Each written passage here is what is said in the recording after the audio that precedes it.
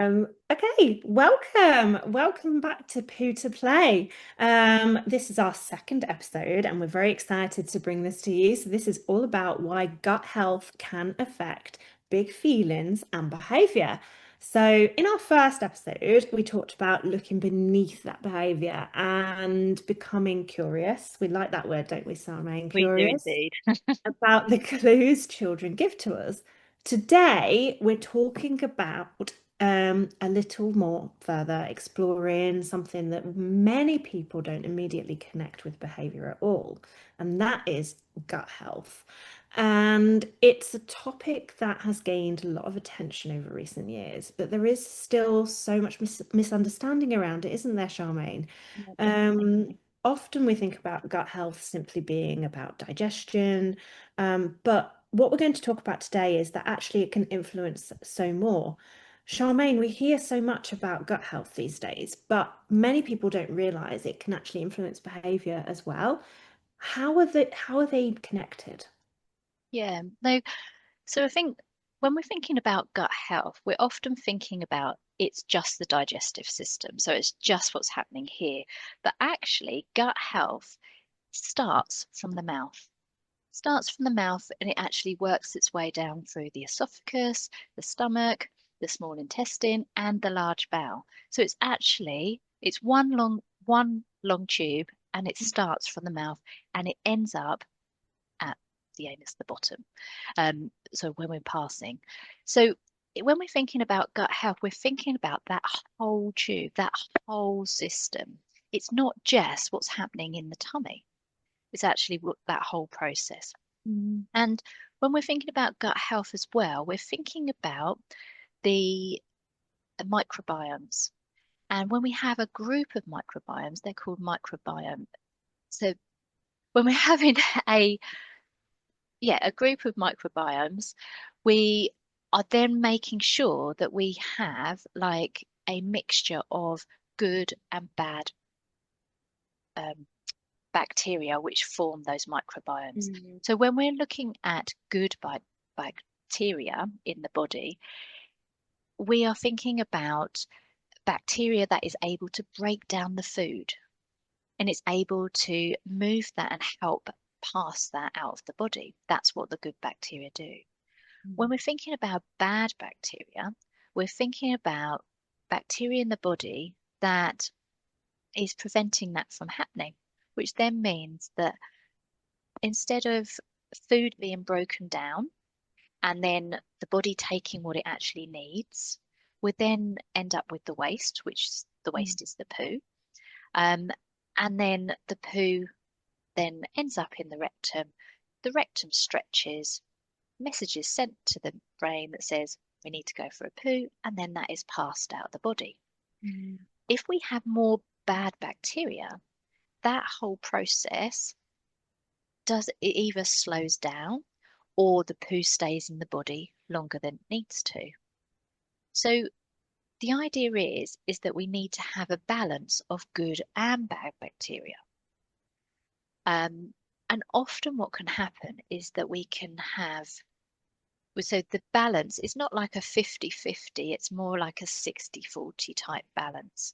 Mm. And if we have that balance, our children are passing those poos regularly, and that sort of, our digestive system, our gut health is all doing what it's meant to be doing. But if we don't have that balance, it then means that we've got maybe more bad than good bacteria, and that means that those poos are staying in the body longer. So with Mm. those like, the bacteria, and the microbiomes, they're all over in our body, but the majority of them are in the gut, Mm. in that digestive system, that sort of, from the mouth all the way through to um, the rectum. That's where the majority of them are. And that's why we need to sort of, that can sort of not just affect how and when our children poo, but it can affect our children's thoughts, feelings, how they sleep, how they respond. And Mm. that's all connected. by the gut-brain axis, and that's via the nervous system. So, as we said before, when I mentioned earlier that when our children need to poo, we said that it's about the rectum stretching, and that stretching sends a message to the brain, and that message is via the nervous system. Um, and that's what we call the gut-brain connection, because it's not just going to the brain, the brain actually can then influence what's happening with the poo Everywhere. as well. Yeah. Yeah, So absolutely. that's sort of where we've got that Mm. connection. So it sort of starts by what's happening inside, a long-winded version, I know, I'm sorry. But it starts by what's happening inside. So we're sort of looking at that gut microbiome. We're trying, and the gut microbiome is made up of bacteria, that good and bad bacteria. We want a balance. And if we haven't got that balance, that's where the waste, which is the poo, stays in the body longer. And that's where we can see what's sort of happening. Yeah, and it's really important to think about that, isn't it? Because in in sort of my space, so in therapeutic play with children, families rarely arrive, talking about gut health. It's not something we think about. They come because they're worried about behavior or meltdowns, emotional outbursts, and anxiety. They might have had difficulties at school or changes that they've noticed with their children, Yeah, but very few parents are actually thinking straight away, I wonder if my child's tummy could be playing in a part of, could be a part of this. yeah, But children don't experience life in separate compartments like that, do they? It's holistic. yeah, Their physical health, their emotional well-being, their sleep, as you mentioned, their sensory experiences, learning relationships, and behavior all influence one another. So today's conversation is really, gut health is not always the explanation because it isn't, but it's remembering that when we're trying to understand a child, we need to look at the whole picture rather yeah, than the behavior that we can yeah. actually see. So, what are the signs that make you wonder whether a child's gut health may need a bit more attention? Yeah. So when we're thinking about, so if we mentioned earlier about the waste, so obviously the uh, microbiome then breaks that all down. So we've got that good and bad bacteria, and then we're left with the waste, which is the poo. So therefore, by looking at the poo, can is almost what we probably mentioned in our last one, but it's almost like a window to our Mm. child's inside body. Yeah. So to know whether our children need a little bit of help with their gut health, we can look at the poo. Mm. So that's sort of like a really it's it's quite a easy thing to spot. So, obviously we're not asking everybody to go around looking at children's poos, but for your child to know what's happening. And what I see time and time again is families will say to me, well, they're not doing anything that they wouldn't usually do. This is their normal pattern, which in itself can tell us quite a lot about what's going on with the gut health, because it's not necessarily that pattern, that's normal for them, but we also need to know what we actually need to look for with poo. So like with poo, we're looking for a type 4 medium poo according to the Bristol stool chart. So the Bristol stool chart shares 7. Shall I share? I've got some pictures. Shall I Let's see the poo. Let's go see into it? I've it. prepared everybody. Don't worry, we're not just going to go and share it. So this is the Bristol stool chart. So what we're looking for is a medium type 4 poo, and it looks a little bit like a sausage there. So that's what we're looking for. And we're looking for this medium type 4 poo either once, twice, or 3 times a day, once every other day, once every 2 days. So what we're looking is either 3 times a day, so within that, so it could be once a day, perfectly fine, twice a day, perfectly fine, if we're doing these medium type 4 poos. So it's either 3 times a day or 4 times a week. So I often, when I talk about it, say that sounds like either end of a spectrum. What do we actually what does that look like? So we're just saying it can be once a day, can be twice a day, can be 3 times a day. That's all okay. It can be once every other day, once every 2 days. But if we're saying if it's any longer than that, what we're saying is it's longer from eating to then passing that poo, then we're saying that that's actually staying in the body longer than it needs to. So that's what we're looking for when that's sort of things to look out for, Mm. identifying what that poo looks like. Yeah. And can constipation then really change how a child feels and thinks and behaves? Yeah, definitely. So if we're thinking about, it's probably mention about constipation first. So when we're thinking about constipation, so often we think, or we're informed, or everybody tells us that constipation is when our children don't go for a poo. Mm. That's what we sort of say. That's why so often I talk about poo difficulties.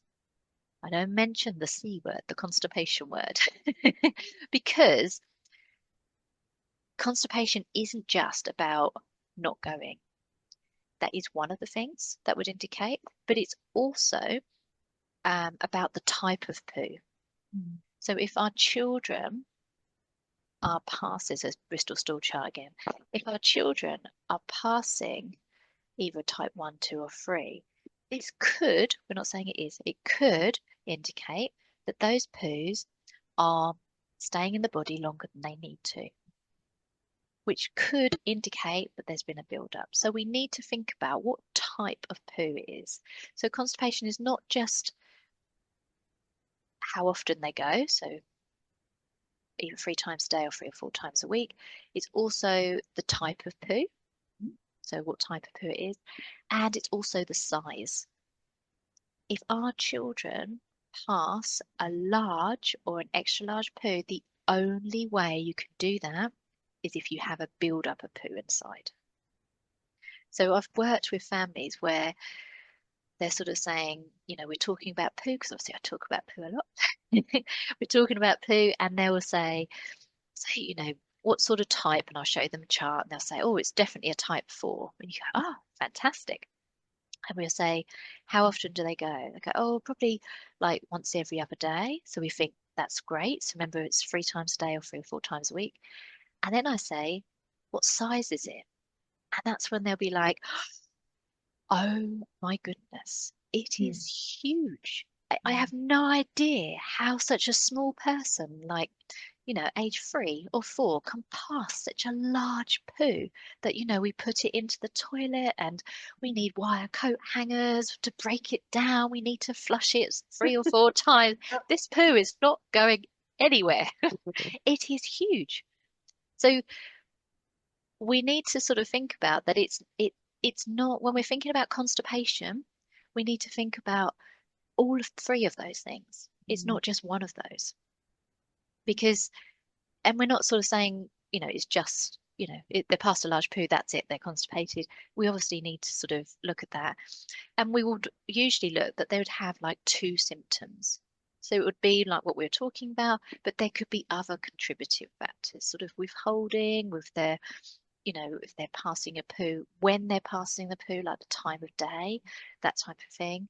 Unless they are passing a type 1 poo, then they only need one symptom, because this instantly tells us that they are constipated, because that type 1, if you could imagine that this was the poo, type 1 is just it's like little nodules that have come off of that main poo. So we're Mm. looking for 2 symptoms. Unless it's type 1, then it instantly tells us. But we would always advise going back to the GP with Yeah, that of course. information to get 100%. that. Hmm. So I don't want people to sort of go away thinking, oh, that's it, they're constipated. We would always go back to the GP, pediatrician or prescribing doctor, depending on where you are. Yeah, 100%. Absolutely. And we have then constipation, don't we? And then we end up with a situation where we need, if we have that understanding, it helps us link to behavior and our Yeah, understanding of behavior. And I think one reason is that behavior is the part that we can actually see. Yeah, We see the outburst, we see the refusal, the tears, the frustration, but we don't always see what's happening inside yeah, the body. And we tend to sort of end up separating the physical from the sort of like the emotional, don't we? But in reality, they actually are consistently, influencing each other, aren't they? If a child is uncomfortable or in pain or worried about using the toilet, or simply doesn't feel very well, yeah, that can affect every part of their day. It impacts every part of our day as an adult, doesn't it? So of course it's going to impact our children, especially when they can't, necessarily communicate how they're feeling. It becomes much harder to concentrate, to play, to learn, to connect with other children or adults around them, and of course to regulate their emotions as well. So sometimes the behavior that we're trying so hard to sort of manage is actually just the body's way of telling us that something isn't right. Um, you mentioned, the phrase gut brain connection. yeah. If you could put that into somebody's sort of everyday language, so they really understood what that meant, what would you say to somebody at this point? So I think maybe if we went back to like the poo again, Yeah. Of um, course, we always go back to why not? So if we the went back to the poo, and if we could imagine, say, like if our children, so I'm going to show the poo chart again. So if poo. we're sort of passing maybe a type 3 or a type 2, these are sort of like a lot drier poos. And if you could imagine that we've got our large bowel here, Mhm. and you've got the poo that's passing along that large bowel. And that's passing along with this peristalsis muscle motion. And if that poo was like a lot drier and harder, as it's going along in that large bowel, it's then going to be almost sort of, I mean, it isn't, but if you could imagine that sort of like analysis, if you could imagine sort of, like when you had like an emery board that you might do your nails with and you Mhm. put it on your skin, it feels a little bit uncomfortable there. Or if, that sort of feeling. Mhm. If you've got that poo that's going through, that's it's then almost like it's scraping like the inside of that large bowel. It can be like that dry. The more poo that sort of stays in the body, it can then stretch and fill that large bowel. Usually it has water and it just sort of moves along and you know, doesn't really sort of notice what's going on there.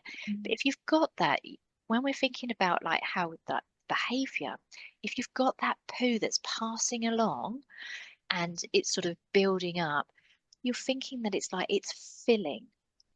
For our Mhm. children, they're not going to be sure what that feeling is. It's going to be feeling uncomfortable. Mhm. They're not going to be sure how to process that. So, in a way, it's sort of when we're thinking about like our sensory differences and things, it's almost like it's adding another thing for our children to process. And then we just say, can you pick up blah, blah, blah? Because at the time, their body, they're not sure what's happening in there, but their body is trying to process what this feeling is. And it could be that you've got the poo that's, there, that it's built up. It could feel quite bloated, which then means it pushes on other parts of the body. It can push on the stomach, for instance. So when we're thinking about behavior, it may not be just, sort of like verbal that's coming out, the hitting that's coming out. It could be more withdrawn, or even that we're seeing it through like what our children are and aren't eating. Mhm. Because if it's actually pushing on other organs, you know, if you've ever if you've ever had like a Christmas dinner, for instance, and you Mhm. feel like you've had so much and I just can't eat anymore, that sort of feeling like, oh, please don't. If you've got that constant where you're really full, but actually it's not from the food, it's actually from the poo the other way, and it's pushing on the stomach, making you feel really uncomfortable. And then that could actually mean that our children feel a bit nauseous, may Hmm. even be sick. We've got all of that, and that's all what they're trying to process. And we, from the outside, may see with the behavior, we may just think, all I did was ask them to pick their shoes up, Yeah. or But I just asked them to tidy the toys away, and this is what they said. But actually, we can't see what's going on inside. And, I often think that children are brilliant communicators, but we need to learn their language, don't Yeah, we? So definitely. as adults, we communicate with words. We know what we're trying to say, but children communicate through different ways and they communicate through their behavior, especially, don't they? Through Yeah, play, emotions, and movement, and so on, but also through changes in sleep, appetite, and mood, and sometimes through withdrawing completely, or, like you say, please go and put your shoes away. Boom, they can't yeah, do it because they're so uncomfortable, but they've not been able to tell us because they don't know why they're uncomfortable. yeah. Young children don't always have that language and they can't say, I'm uncomfortable or something doesn't feel right. Instead, their body often becomes what communicates first. Yeah. And that's why I always encourage the adults that I'm supporting, parents that I'm supporting, to slow down and ask themselves, what might this child be trying to tell you? Yeah, Rather than immediately focusing on stopping the behavior. We yeah, can look at the behavior later, but there's no point trying to challenge behavior when a child is dysregulated, is there? And it's really important that we get back to the bottom. So back to the no, bottom. no pun intended.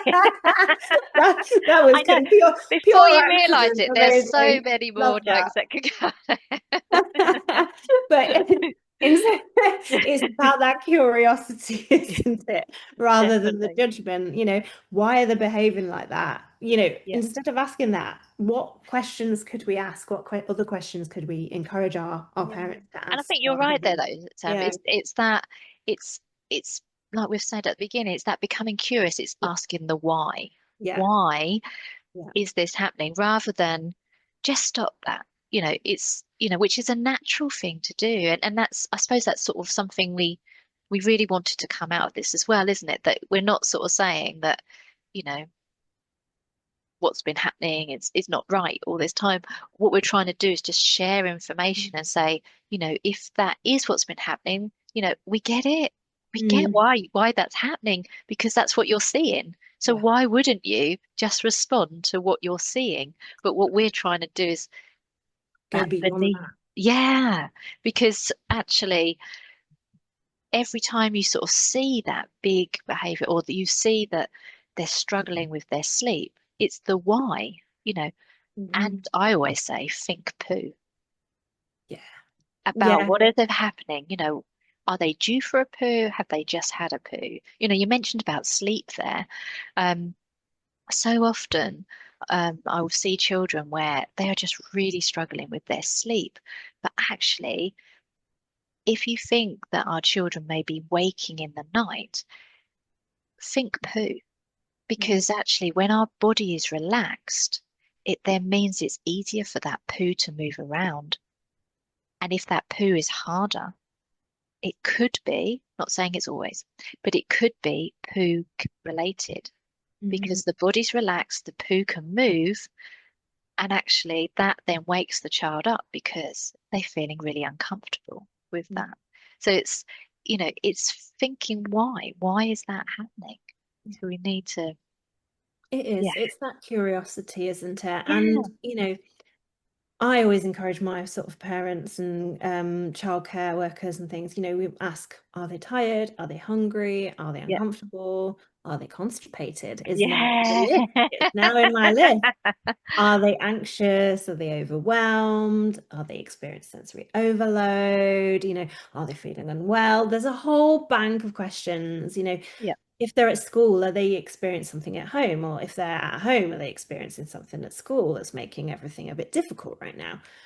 None of these questions mean that we're making excuses for the behavior. No. but they do help us respond sort of more thoughtfully, being curious. Behavior doesn't happen in isolation. So with children, you know, children deserve adults who are curious, who are willing to look beyond that surface layer, before they make assumptions about why sort of behavior is the way it is. So, in terms of practical advice, then, if a parent listening is wondering whether gut health could be playing a part, where would you encourage them to start? Start with the poo. Start with the poo. So I would Yeah. encourage to, so I always, the families that I work with, we have our free download that was be able to look at the patterns. Mm. So to know what your child's patterns are, because every child's patterns will be individual to them, which, Mhm. we want them to be individual, but we want to know, are you seeing any type 4 poo, medium poos? How often are you seeing some of the others? So there's actually 7 different types of poos according to the Bristol Stool chart, as we showed you. So, are they having a mixture of a type 4 mixed with a type 6? Are they having a couple of type 2s? There's a type 3. What is their pattern? So then we want to know what sort of what's happening with their drinking and their eating. Are we noticing any connections with those as well? Um, as well as the wheeze as well. So we always monitor the wheeze, but sometimes it's a little bit tricky. Like if our children are wearing a pull-up or a nappy, it can be a bit tricky. We can see when there's been a wet nappy or a pull-up, but we're not quite sure, whether that's one wee or several wees. So we would always monitor that. But with the poo, you can see, and although some families will always say, well, it's in a nappy, like if that's where they're passing it, and it's flat, but you can always see whether it's got like the lines, whether it's sort of like the little nodules that are on there, so it's like the type 2, whether it's just sort of like the mushiness where it's like the type 6, you can always see. And if we could do that sort of like for a minimum of like the 3 to 4 days. Now, the reason that we would do 3 to 4 days is because remember we said before that what's normal for a poo is to actually pass a poo either 3 times a day or 3 or 4 times a week. So if we monitor for 3 to 4 days, we should see a type 4 poo medium in those 3 to 4 days. If we don't, then we can start thinking, what's happening here? You know, what's the drinking like? What we're eating? Is there any influences? Is there anything that we need to follow up? So I would always say that's a really good place to look to see what's happening with that gut health. A good place to start. And then obviously you're more than welcome to then use that. That's me holding my piece of paper. Use that to take that to the GP to say, this is what we've identified, would you say that this is constipation? Is that what we're looking at? Do we need to look at something? Or I've noticed when they have this to eat, this is what's happening. And then the GP can then support you with that next stage. Obviously, if you wanted any extra help, that is what I do with all the families that I help. But, in the first instance, that's what we can look at. So I'd always say, know what your child's patterns are Mm. would be a really good place to sort of I start think with that. I think that's such a good idea, isn't it? And it's like it's keeping a simple diary, isn't it, Look, at the end of the simple, day, yeah, noticing those patterns. And also, is the behavior changing around meal times, around toileting, around periods of stress? Is your child sleeping well? Are they playing differently? It all links together, doesn't it? I think that these observations will become really helpful and valuable when you do decide, or if you do decide to go and talk to a healthcare professional to support you. Um, these small observations holistically work together yeah, to, show a much bigger understanding of what's going on with your child, don't they? definitely, Um, definitely. so as we come to the end today, then, I think if there's one message I'd love people to take away from today is this: behavior rarely exists on its own. Sometimes it's telling us about emotions. Sometimes it's telling us about relationships. Sometimes it's about sensory needs, anxieties, or developmental issues. And sometimes it's telling us that something physical might need our attention as well. We don't need to jump to conclusions though, do we, No, Charmaine? It's always, no, that's not what we're saying. We're not sort no, of it's saying that something, every child is constant. It's not what we're saying. no, But it's like what we said it's at the about beginning. It's curious. about being curious, isn't it? It's about, Yeah. you know, they're not sleeping, they're eating some days, they're not eating others. We ask what we seem like a small question, and then it's like that, or they seem really withdrawn. You know, Mm. they're finding it difficult to go into nursery, preschool, college, wherever it is they're going, they're all of a sudden they're finding that really difficult. Let's Yeah, let's have a look what's happening inside the body. Is it exactly. something So happening with that gut health? exactly that. So this is what we say. This is how we will end every podcast, I think, because just the importance of this message is stay curious, Because every behavior tells a story. and from And from poo to poo to play, play, we're we're here here to to help help you you understand understand what what might might be be happening happening beneath beneath the the surface. surface. And we will get that. No, we're not We about to will do with that one. practice. That's only episode 2, folks, and we will get it. But hopefully you understand what we're trying to do with that. And I hope you got our little bottom joke in there as well. We thought it was funny though, didn't we, Charmaine? Yes, So definitely. that's the main thing. We really hope you've enjoyed listening today. But honestly, stay curious because that's what we want you to do. That's what your children need from you as well. Thank you for listening. Thank you.